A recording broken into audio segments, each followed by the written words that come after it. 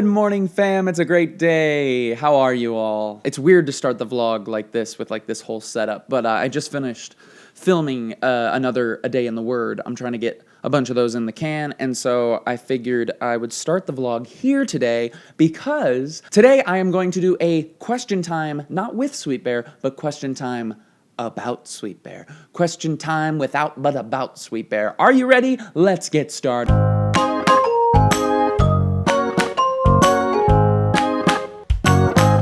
Hi everybody, welcome to Question Time with Sweet Bear.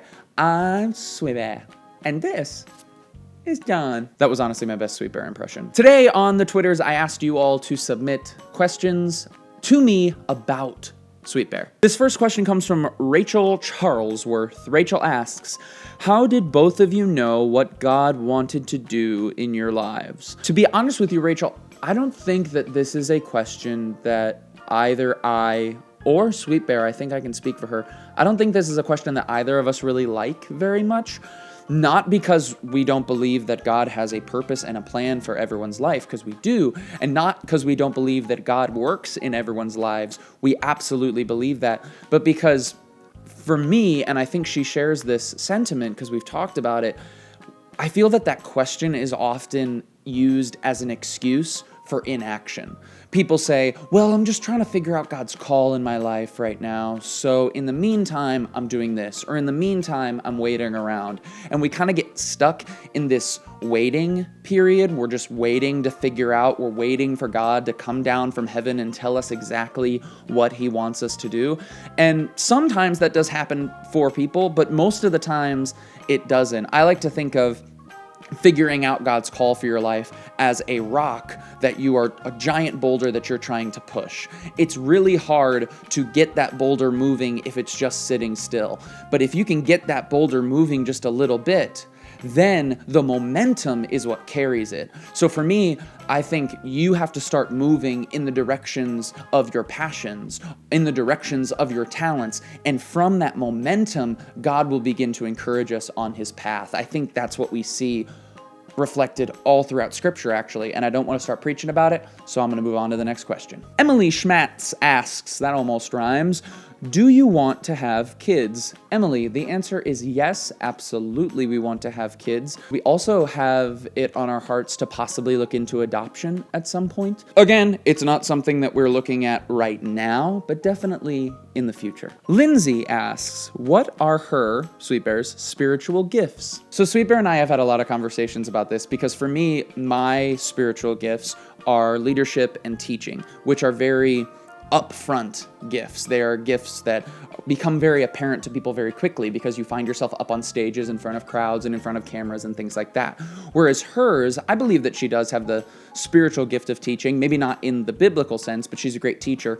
But what I have discerned in her, perhaps as her two strongest spiritual gifts, are the spiritual gift of hospitality, and recently we've discovered that she has the spiritual gift of helps. I think hospitality has been a result of the environment that she grew up in. She grew up in the house that everyone went to hang out, and she grew up with a mother who definitely has that gift of hospitality.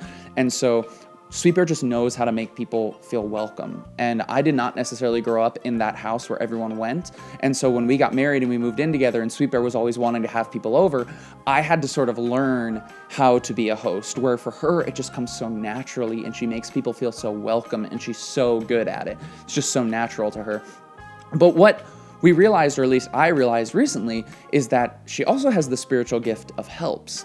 Sweet Bear, whenever someone wants help with something, she's always so willing to dive in. And when she does, she dives in with her whole heart to help that person. The reason we talked about this a lot is because as my gifts are very up in front, her gifts are not so much. They're a little bit more behind the scenes, but they're just as, if not more, important. And I am so in awe of the gifts that God has given her. Janelle asks, what do you miss most about her when you're away? I think what I miss most about Air when I'm away is her laughter and her sense of humor. She is so funny, And a lot of the time I am so focused and so driven towards whatever goal I have set for myself that day that I don't take the time to appreciate just how funny a moment or a story might be. And she always does that. So whenever I'm away or whenever she's away, I'm kind of like focused and bearing down, and I don't really laugh that much. But whenever she's around, she is, as you all know if you watch the vlog, she is so funny. She's the funniest person I know. And so when she is around, she constantly is helping me to take time and find the funny or humorous moments every single day. Zero Moreno asks, what is her favorite kind of candy? That is a really good question. It used to be, in college, she fell in love with the cookies and cream Hershey's. She like really fell in love with them, and I would buy them for her like on a weekly basis. Like I would constantly buy those things for her. Now, honestly, I don't really see her eat much candy, and so it might still be that. But to be honest, I really couldn't tell you. I don't think she's much of a candy person. Maybe Reese's? Michaela Simmons asks, what is the one, I think, thing she does that annoys you but you love? Michaela, this is a great question and requires a bit of an explanation. So as you can imagine, as a YouTuber / speaker, I do a lot of work from home, and Sweet Bear, as a wedding planner, she does a lot of work from home unless I have a speaking engagement or unless she has a wedding. And so we spend a lot of time together, probably more than a lot of married couples. And a lot of the times when I am doing work during the day, it's not necessarily work that I have to do. Like I don't have a boss that is keeping me and making sure that I hit my deadlines.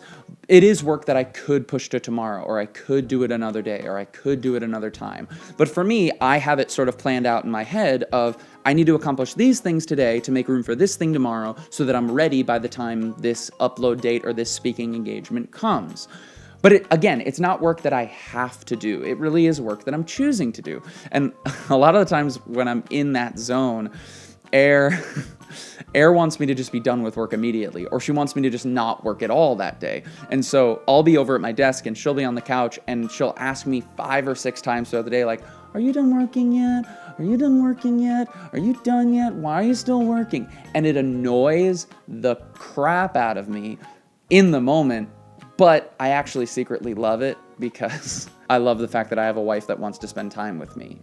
I think that's a blessing. And I love spending time with her. And that's why I try and get my work done as quickly as possible so we can continue to spend as much time together as we can.